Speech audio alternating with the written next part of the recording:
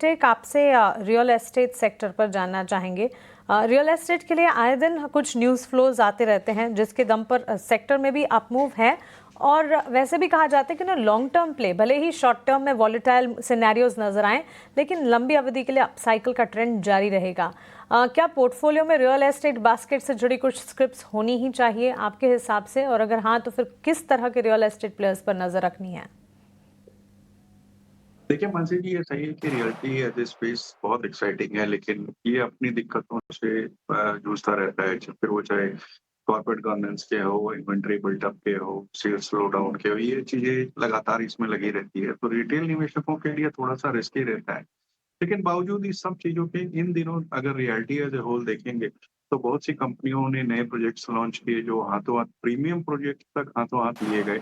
Date कई कंपनियों ने लगातार कम किए। इन सब चीजों से बैलेंस शीट बहुत स्ट्रांग हो गई। आने वाले दिनों में मुझे लगता है कुछ एक चुनिंदा कंपनी जैसे कि गॉडरेज प्रॉपर्टी या शोभा डेवलपर्स यहाँ नजर रखनी चाहिए। एक आदित्य बिरला रियल स्टेट है जो कि पहले सेंचुरी टेक्सटाइल्स के नाम से जानी जाती थी। वहाँ अच्छे प्रोजेक्ट्स है, न केवल उसमें बल्कि उनकी एक सब्सिडियरी है बिरला एस्टेट्स, उसमें भी अच्छे प्रोजेक्ट है। पहले सिर्फ बॉम्बे में काम करती थी, अब वो दूसरे शहरों में भी नए प्रोजेक्ट्स बना रही है। इसके अलावा मैं समझता हूँ कि रिटेल निवेशकों के लिए बेहतर ये होगा कि वो एंसिलरी कंपनी जैसे कि हाउसिंग फाइनेंस हो, पेंट हो, वहाँ ध्यान दें तो ज़्यादा बेहतर होगा, क्योंकि रिस्क वनिस्पत कम होगा।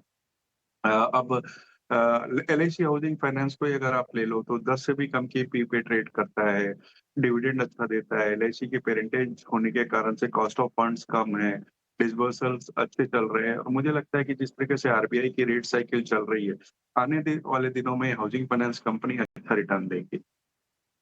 जी, तो बिल्कुल हाउसिंग फाइनेंस कंपनियों पर खास तौर से आपकी नज़र होनी चाहिए। Real estate and housing finance को लेकर एक फंडामेंटल नज़रिया हमारे एक्सपर्ट की तरफ से।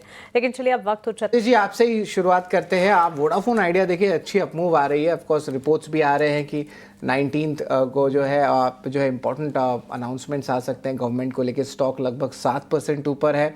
इंडस्टार्स में उतना कुछ खास अपमूव आया नहीं है, बट इनका भी बेनिफिट आएगा अगर वोडाफोन आइडिया के रेजोल्यूशन में जो है एक पॉजिटिव न्यूज़ फ्लो देखने मिलेगा। और भारतीय एयरटेल फ्लैटिश है टुवर्ड्स द पॉजिटिव साइड।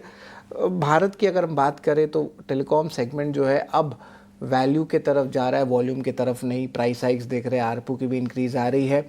पूरे टेलीकॉम स्पेस में कौन से स्टॉक्स अट्रैक्टिव लगते हैं सर? और राजेश जी, अगर कोई एक फेवरेट पिक करना होता तो वो क्या रहता? कहाँ पर रिस्क रिवॉर्ड रेशियो अच्छा रहता लंबे समय के लिए?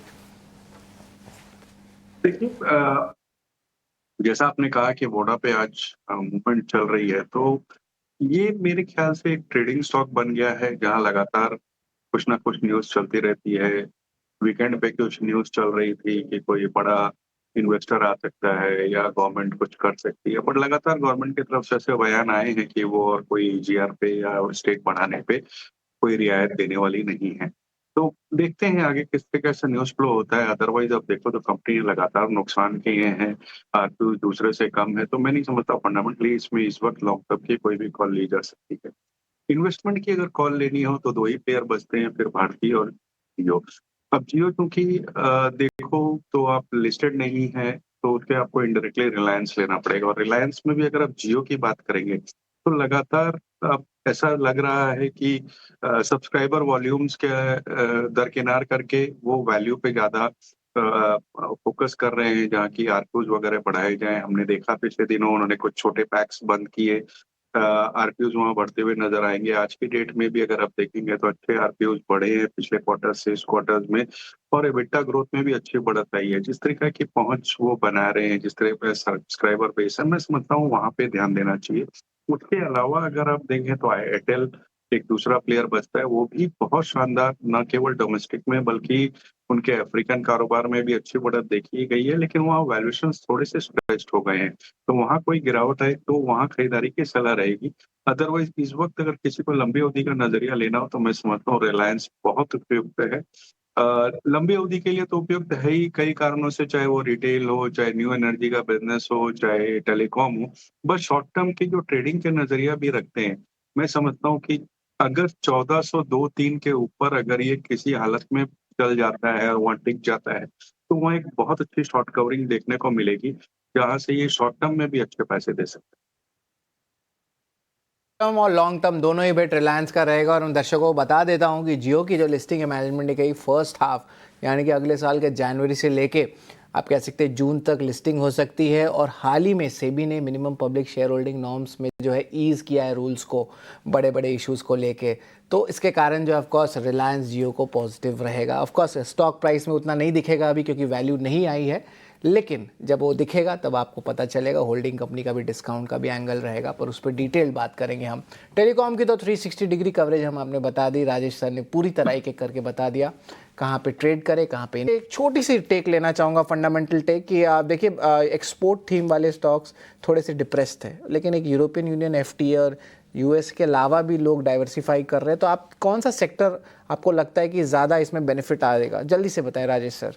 भारत, यूरोपियन यूनियन का एफटीए। हाँ, ये बोलना मुश्किल है कि कहाँ पे क्या आएगा क्योंकि बहुत स्पेकुलेटिव होगा, लेकिन मैं समझता हूँ जिस तरह टेक्सटाइल स्टॉक्स की पिटाई हुई है और वैल्यूएशन अट्रैक्टिव है, वहां पे ध्यान देना चाहिए, जिसमें वर्धमान या वेल्सपन ऐसे कुछ एक स्टॉक हो गए जहाँ ध्यान देना चाहिए।